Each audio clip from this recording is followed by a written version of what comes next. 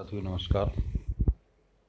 इस भाग में हम बात करेंगे अध्याय 2 के 3 अंक और 2 अंक वाले प्रश्नों की। जैसा कि अपने ब्लूप्रिंट में आपने देखा कि जो दूसरा अध्याय है इसमें से 2 प्रश्न तो वस्तुनिष्ठ आने वाले हैं और एक प्रश्न 2 अंक का आएगा, एक प्रश्न 3 अंक का आएगा। तो इस तरह से कुल 2 आपको ऑब्जेक्टिव आएंगे और 2 अंक का एक प्रश्न आएगा, उसमें एक अथवा वाला भी होगा, और 3 अंक का एक प्रश्न आएगा, उसमें भी एक अथवा में होगा। तो ऑब्जेक्टिव हम देख चुके थे। अब इनको देखिए, 3 अंक और 2 अंक वाले जो प्रश्न हैं उनमें जो पहला प्रश्न है आप देख रहे हैं यहाँ पे, एक इलेक्ट्रॉन 3px में है, इसके लिए तीनों क्वांटम संख्याओं के मान लिखना है। आपको पता है किसमें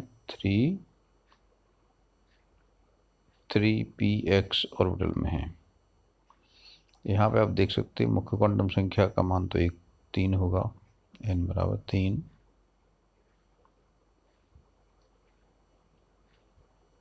n बराबर 3 हो गया। और चूंकि किस में है जी, p में है, तो p के लिए यानी l का मान कितना होगा, p के लिए 1, और क्योंकि px है, py और pz हम क्रम से मान लें तो इसके लिए -1 होगा m का मान, इसके लिए 0, इसके लिए +1। तो हम इसके लिए m का मान क्या लेंगे, -1। s चूँकि ये पहला इलेक्ट्रॉन, एक इलेक्ट्रॉन है, पहला है, तो s बराबर +1/2 होगा। तो यहाँ चूँकि 3 क्वांटम संख्या पूछी गई हैं, शायद इनमें उत्तर भी दे दिया हमने। n बराबर 3, l बराबर 1 और m बराबर ऋण 1। अगला प्रश्न है, यदि किसी परमाणु में 32 इलेक्ट्रॉन हैं तो कितने इलेक्ट्रॉनों के लिए s का मान ऋण 1/2 होगा। पहले हम 32 इलेक्ट्रॉन वाले तत्व का इलेक्ट्रॉन विन्यास बनाएंगे। क्या बनेगा, 1s2, 2s2, 2p6, 3s2, 3p6, कितने हो गए, 2, 2 4 से 10, 2 12 से 18 हो गए। वो जी 32 का अब बनेगा 4s2, 3d10, कितना हो गया, 10, 2 12 से 18, 2 20 और 10 30, और 4p2। तो यहाँ हम देख रहे हैं कि इसका जो अंतिम कक्ष में विन्यास है 4s2 और 4p2। तो यहाँ तक, जहाँ तक यहाँ तक की बात है, सभी ऑर्बिटल्स में 2-2 इलेक्ट्रॉन भरे हुए हैं, यानी कुल 30 इलेक्ट्रॉन में आधे इलेक्ट्रॉन यानी 30/2 इलेक्ट्रॉन यानी 15 इलेक्ट्रॉन के लिए s का मान होगा (1/2), और शेष 15 इलेक्ट्रॉन के लिए s का मान होगा (1/2), केवल कहाँ तक, d10 तक। जो 4p के 2 इलेक्ट्रॉन हैं उनमें सब में s का मान (1/2 होगा। इस तरह से (1/2 मान वाले कितने हुए, 15 और 2 17 इलेक्ट्रॉन, और (1/2 वाले हो गए 15 इलेक्ट्रॉन। तो यहाँ हमें पूछा गया है कि 32 इलेक्ट्रॉन हैं तो कितने इलेक्ट्रॉन के लिए इसका मान (1/2 होगा। तो (1/2 कितना निकला, 15 इलेक्ट्रॉन के लिए s बराबर होगा (1/2), किन के लिए, 1s2 से लेकर के और 4s2 तक। ये कुल जो 30 इलेक्ट्रॉन भरे हुए हैं, इन 30 इलेक्ट्रॉन में आधे के लिए s -1/2 होगा और आधे के लिए +1/2 होगा, और जो शेष 2 बच रहे हैं 4p के 2 इलेक्ट्रॉन, उनके लिए भी +1/2 होगा। इसलिए हम लिख सकते हैं यहाँ पे कि जो 32 इलेक्ट्रॉन वाला परमाणु है उसके 15 इलेक्ट्रॉनों के लिए s का मान (1/2 होगा। तीसरा प्रश्न देखें, हाइड्रोजन रेखीय स्पेक्ट्रम में प्रत्येक किसी श्रृंखलाओं के नाम लिखिए। जो हाइड्रोजन का जो रेखीय स्पेक्ट्रम है यानी उत्सर्जन स्पेक्ट्रम है, उसमें प्राप्त स्पेक्ट्रमी रेखाओं की नाम लिखना है आपको। तो ये आप जानते ही हैं कि जब हाइड्रोजन स्पेक्ट्रम में जब हाइड्रोजन में जो कि एक इलेक्ट्रॉन होता है और वो एक इलेक्ट्रॉन एनर्जी को एब्जॉर्ब करके माने ऊर्जा को अवशोषित करके उच्च स्तरों में चला जाता है, फिर वो वहाँ से लौटता है। तो अलग अलग श्रेणी प्राप्त होती हैं। जब n बराबर 1 पे लौटता है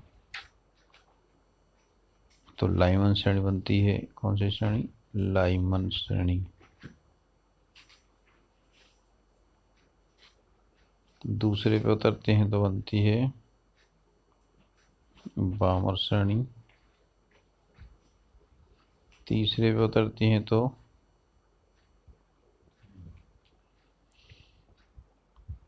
बनेगी कौन सी? पश्चिम श्रेणी।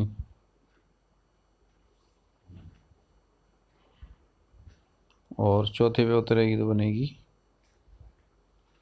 ब्रैकेट श्रेणी, यानी जिसमें n इनिशियल बराबर होगा 1, तो जो हो गई लाइमन श्रेणी।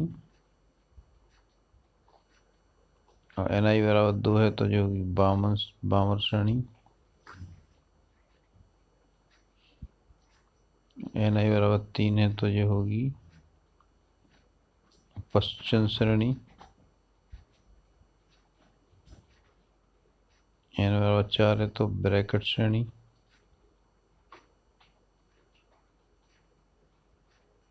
और यदि ni बराबर 5 है तो फंड श्रेणी होगी।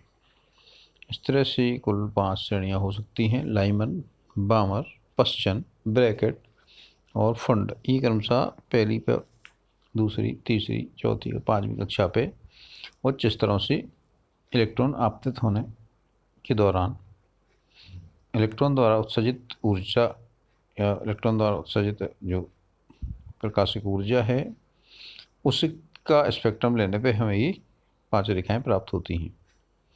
जिन्होंने ये प्राप्त की उनके नाम पे इनके नाम रखे गए हैं: लाइमन, बामर, पश्चिम, ब्रैकेट और फंड सीरीज। चौथा प्रश्न है, पाउली के अपवर्जन नियम को लिखिए। नियम की पुष्टि हेतु लिखिए कि इलेक्ट्रॉन की क्वांटम संख्या में अंतर कौन सी क्वांटम संख्या के कारण आता है। पाउली का अपवर्जन नियम क्या है? पाउली के अपवर्जन के नियम के अनुसार, जो पाउली एक्सक्लूशन प्रिंसिपल है, इसके अनुसार किसी एक परमाणु के किन्हीं भी 2 इलेक्ट्रॉनों की चारों क्वांटम संख्याएं समान नहीं हो सकती। यानी किसी एक परमाणु के किन्हीं 2 इलेक्ट्रॉनों की चारों क्वांटम संख्याएं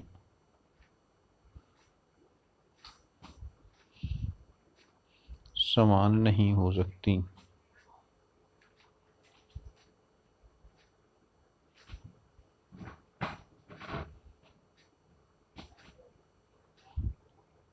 इसका कारण है कौन सी? मान लीजिए आपने यदि किसी एक श्रेणी के तत्व को आपने लिया, मान लीजिए आपने सोडियम को लिया। सोडियम के 11 इलेक्ट्रॉन हैं।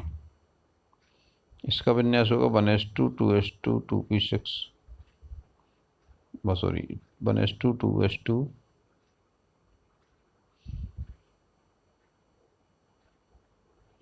1s2 2s2 2p6 10 हो गए और 3s1।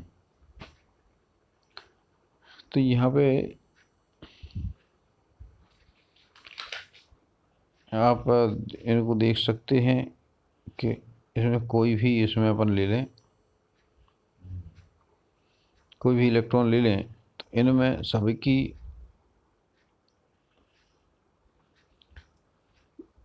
क्वांटम संख्याएं अलग अलग होती हैं। चारों क्वांटम संख्याएं किसी की समान नहीं हो सकती। यदि हम मान लीजिए 2s2 के इलेक्ट्रॉन की बात करें कि n बराबर 2 है दोनों के लिए, L बराबर 0 है दोनों के लिए, लेकिन एक की जो क्वांटम चक्रण क्वांटम संख्या है वो धन 1/2 होगी, और जो वामावर्त घूमेगा उसकी S का मान ऋण 1/2 होगा। माने यदि 3 क्वांटम संख्याएं, यानी मुख्य क्वांटम संख्या, दिगंशी क्वांटम संख्या और चक्रीय क्वांटम संख्या यदि समान भी हों, तो एक कक्षक में जो 2 इलेक्ट्रॉन होंगे वो विपरीत चक्रण वाले होंगे, अर्थात उनकी चक्रण क्वांटम संख्या अवश्य भिन्न होगी। इसका आप कोई भी एग्जाम्पल दे सकते हैं। यानी इसमें जब माने एक ही कक्षक के जो इलेक्ट्रॉन हैं तो उनमें 3 क्वांटम संख्याएं समान होंगी, लेकिन चौथी जो चक्रण क्वांटम संख्या है वो आवश्यक रूप से भिन्न होगी। एक प्लस 1/2 होगी, दूसरी माइनस 1/2 होगी। 5वां प्रश्न है, आफवाह शब्द का अर्थ क्या है। एनसीईआरटी की पुस्तक में जैसा आप दिया गया है कि आफवाह शब्द का अर्थ होता है निर्माण होना, यानी कक्षकों का निर्माण होना, अर्थात एक क्रमिक रचना।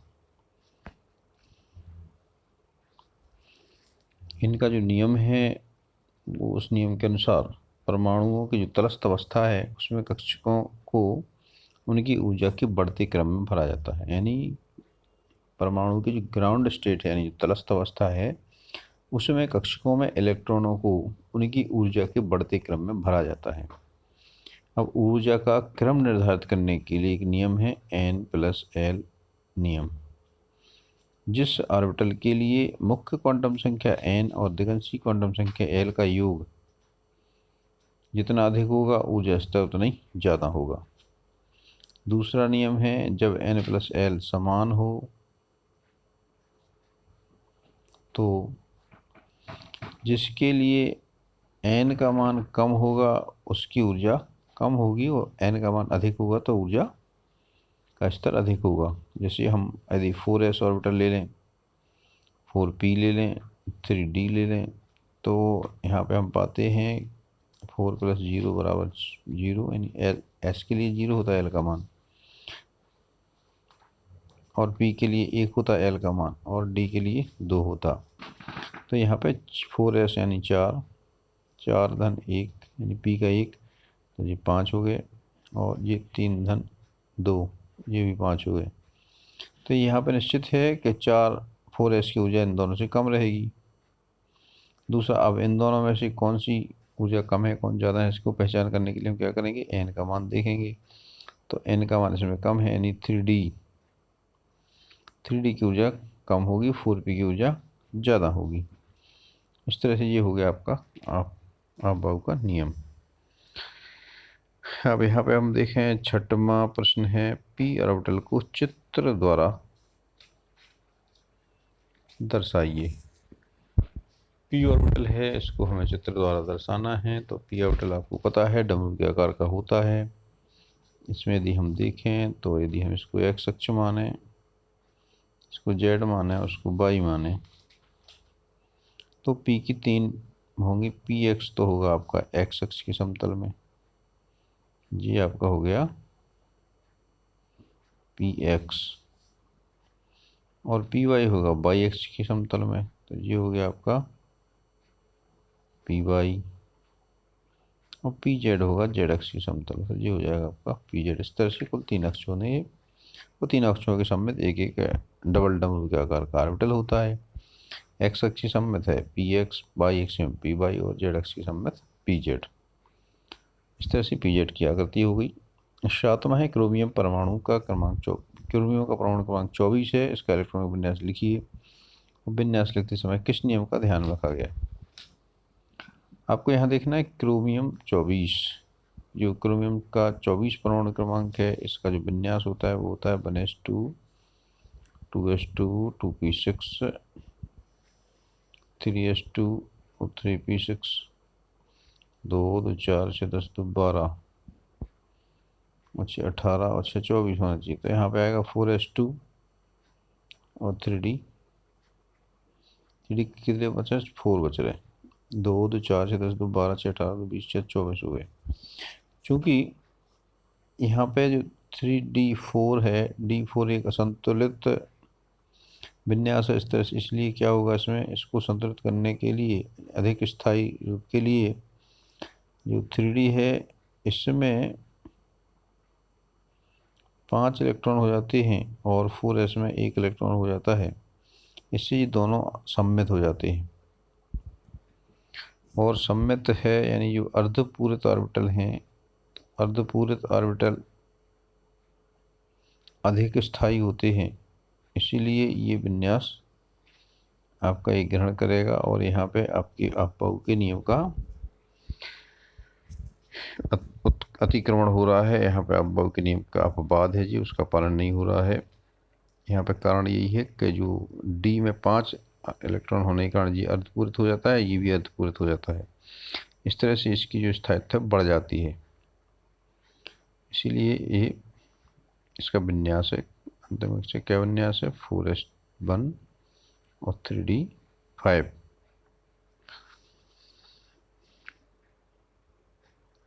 तो इसमें हमने क्रम से शुरू से तो भरा अफबाऊ के नियम से, पाउली के अपवजन नियम से, हुंड के नियम से अपने सारे नियम इसमें लागू किए हैं। लेकिन यहाँ पे जो अफबाऊ का नियम है उसका पालन नहीं हो पा रहा है। अंतिम कक्ष में ये 4s1 के बाद जो नेक्स्ट इलेक्ट्रॉन जाते हैं वो डी कक्षक में चले जाते हैं। अफबाऊ के नियम के अनुसार यहाँ पे क्या होना चाहिए, 3d4 और 4s2 होना चाहिए। अगला प्रश्न है, द्रव्य के द्वैत व्यवहार को किस वैज्ञानिक ने प्रतिपादित किया। द्रव्य के द्वैत व्यवहार को डी ब्रोगली नामक वैज्ञानिक ने प्रतिपादित किया। डी ब्रोगली ने द्रव्य की द्वैतीय प्रकृति का सिद्धांत दिया। तो जो डी ब्रोगली वैज्ञानिक का नाम है और इनकी जो थ्योरी है, उन्होंने जो द्वैतीय प्रकृति दी है, इसके अनुसार द्रव्य कण और तरंग दोनों के रूप में चलता है और उन्होंने एक समीकरण दिया जिससे द्रव्य की तरंग निकाली जा सकती है यदि उसका हमें द्रव्यमान दिया हो तो लैम्डा बराबर h/mv या h/p। ये जो समीकरण है ये आपका डी ब्रोगली का समीकरण कहलाता है। इसे कुछ लेखक h/mc भी लिखते हैं क्योंकि c विद्युत चुम्बकीय विकिरण का वेग c द्वारा दर्शाया जाता है, प्रकाश का वेग, इसलिए इसको हम लैम्डा बराबर h/mc भी दिखाते हैं। यही डी ब्रोगली का समीकरण है। 9वां है, बोर के परमाणु मॉडल की 3 कमियां लिखिए। ये बाहर नहीं है, बोहर है। बोहर के परमाणु मॉडल में कुछ कमियां हैं। पहला तो ये है कि चूंकि बोर मॉडल ने केवल हाइड्रोजन जो कि एक परमाणविक माने 1 इलेक्ट्रॉन वाला परमाणु है उसकी तो आसानी से व्याख्या की, लेकिन जो उच्च परमाणु क्रमांक वाले पदार्थ हैं उनमें ये असफल है। उच्च परमाणु क्रमांक वाले तत्वों के लिए बोर मॉडल उनकी व्याख्या नहीं कर पाया। दूसरा अंतर ये है कि जो हीलियम है, हीलियम के स्पेक्ट्रम में जो डबलेट पाए गए यानी 2 रेखाएं एक साथ साथ पाई गई, ये उनकी व्याख्या नहीं करता है। तीसरा है, बोर मॉडल हाइड्रोजन परमाणु के जो स्पेक्ट्रम है उसको यदि चुंबकीय क्षेत्र में रखें तो उन स्पेक्ट्रम रेखाओं का विभाजन विपाटन हो जाता है, यानी वो कई महीन रेखाओं में विभक्त हो जाती है। यानी इस प्रभाव की व्याख्या बोर मॉडल द्वारा नहीं की जा सकती है। इस प्रभाव को जीवन प्रभाव कहते हैं। अच्छा, बोर मॉडल द्वारा स्टार्क प्रभाव की भी व्याख्या नहीं की जा सकती है। स्टार्क प्रभाव होता है जब किसी या हाइड्रोजन के परमाणु स्पेक्ट्रम को हम यदि चुंबकीय क्षेत्र में से गुजारते हैं, विद्युत क्षेत्र में से गुजारते हैं तो स्टार्क प्रभाव होता है। यानी वो विद्युत क्षेत्र में से गुजारने पर स्पेक्ट्रम में रेखाएं छोटी छोटी पतली महीन रेखाओं में टूट जाती है। यानी उसका जो विभाजन विपाटन होता है, यदि वो विद्युत क्षेत्र की उपस्थिति में होता है तो वो स्टार्क प्रभाव कहलाता है, और यदि वो चुंबकीय क्षेत्र की उपस्थिति में होता है तो जीवन प्रभाव कहलाता है।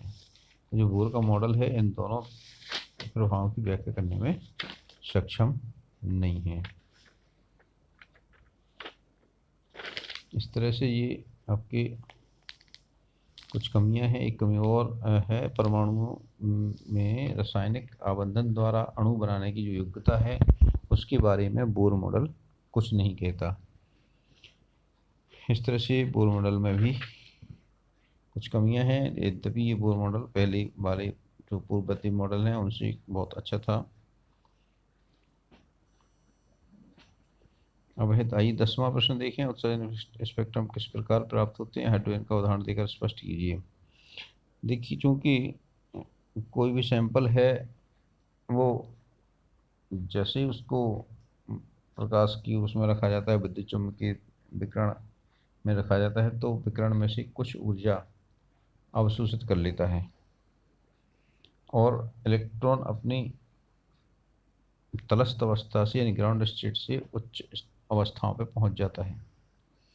जब इलेक्ट्रॉन ऊर्जा ग्रहण करके उच्च अवस्था में पहुंचता है और फिर कुछ देर रह कर के फिर से अपनी ग्राउंड अवस्था में लौटता है, तो जो जब उच्च कक्षा में पहुंचता है तो ऊर्जा अवशोषित करता है और जब निकलता है तो ऊर्जा मुक्त करता है।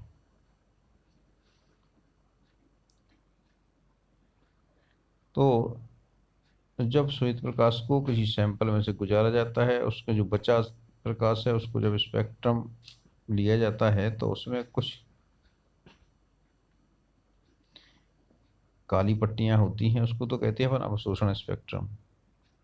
लेकिन उत्सर्जन स्पेक्ट्रम इसका उल्टा होता है कि जब हम पहले सैंपल को प्रकाश में उद्भासित करते हैं तो प्रकाश और निश्चित तरंग दैर्ध्य को ग्रहण करके अपने जो इलेक्ट्रॉन है तरंग दैर्ध्य के निश्चित तरंग दैर्ध्य के प्रकाश को या ऊर्जा को ग्रहण करके उच्च स्तरों में चले जाते हैं। फिर हम प्रकाश को बंद कर दें स्रोत को।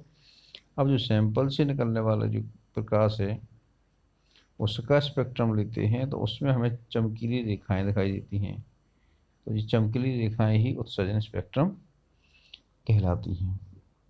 उदाहरण के तौर पे हम हाइड्रोजन को ले सकते हैं। हाइड्रोजन को अपन ने एक प्रकाश स्रोत में डाला, जब प्रतिदर्श उत्तेजित होता है तो प्रकाश स्रोत को बंद कर देते हैं और फिर प्रतिदर्श में से उत्सर्जित प्रकाश का स्पेक्ट्रम लेते हैं, तो उससे हमें कुछ इस तरह की चमकीली चमकीली रेखाएं प्राप्त हुई। इसी को ही हम उत्सर्जन स्पेक्ट्रम कहते हैं। क्वांटम संख्या किसे कहते हैं, कितने प्रकार की होती हैं, ये तो तुम लोग अच्छे से जान चुके हो। क्वांटम संख्याएं वे होती हैं जो इलेक्ट्रॉन की स्थिति, आवेश और ऊर्जा के संबंध में ज्ञान देती हैं। अर्थात इलेक्ट्रॉन के संबंध में कुछ सूचनाएं देती हैं। वो सूचना इस तरह है, कौन सी हैं? एक तो इलेक्ट्रॉन की ऊर्जा, इलेक्ट्रॉन का कोणीय संवेग, इलेक्ट्रॉन किस कक्षक में है, ये सारी सूचनाएं क्वांटम संख्याएं हमें प्रदान करती हैं। जिस तरह से हमारा जो एड्रेस है,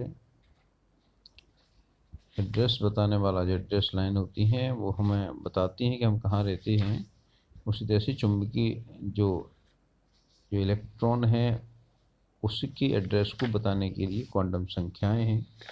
और क्वांटम संख्याएं 4 प्रकार की होती हैं। पहली है मुख्य क्वांटम संख्या, जो कि मुख्य कोष को बताती है कि इलेक्ट्रॉन किस कोष में है। दूसरी है अधिगंशी क्वांटम संख्या, वो उसमें उपकोष को बताती है कि वो किस ऑर्बिटल में है, एस में है या पी में है या डी में है या एफ में है। तीसरी जो चुंबकीय क्वांटम संख्या एम है वो हमें उपकोष यानी कक्षक बताती है। और चौथी जो क्वांटम संख्या है एस, वो हमें स्पिन क्वांटम संख्या है, ये इलेक्ट्रॉन की चक्रण की दिशा बताती है। यदि वो दक्षिणावर्त घूमता है तो धन 1/2 होगा इसका मान, यदि वो वामावर्त घूमता है तो ऋण 1/2 मान होगा। इस तरह से कुल 4 क्वांटम संख्याएं होती हैं।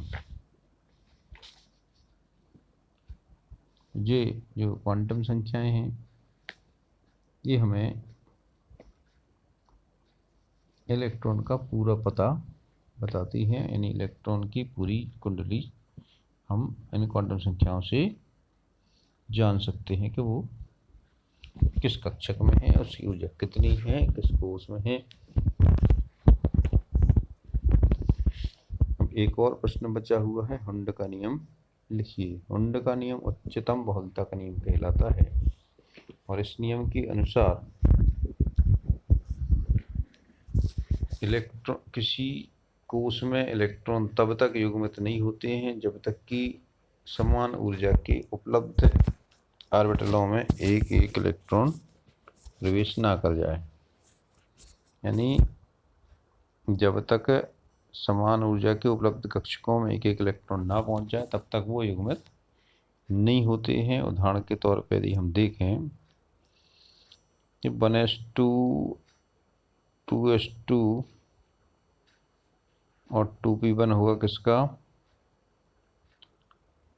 बोरॉन का। तो अब 5 इलेक्ट्रॉन वाले तत्व का होगा कितना, 2p1। तो जी किसका भरेगा, 2p1। तो यानी पहले में केवल एक इलेक्ट्रॉन भरेगा। अब यदि हम